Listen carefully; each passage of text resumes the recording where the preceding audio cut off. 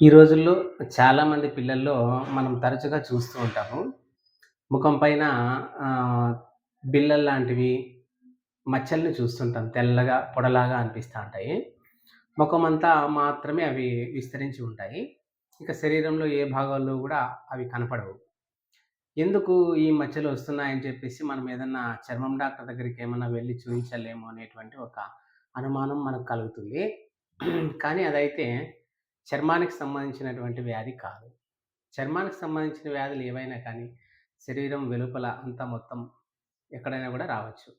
ముఖం మీదే అవి ఎటువంటి దురద, మంట, నొప్పి లేనటువంటి మచ్చలొస్తున్నాయంటే కారణం అది బి కాంప్లెక్స్ లోపించడం వలన, విటమిన్స్ ప్రాబ్లమ్ వలన వస్తుంది.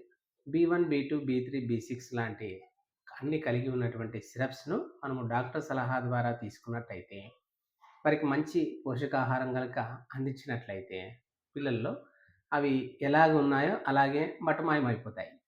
కాబట్టి దీని గురించి ఎటువంటి భయపడాల్సిన పనేమి లేదు.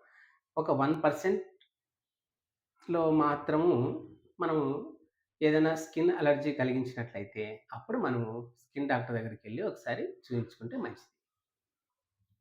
Thank you for watching.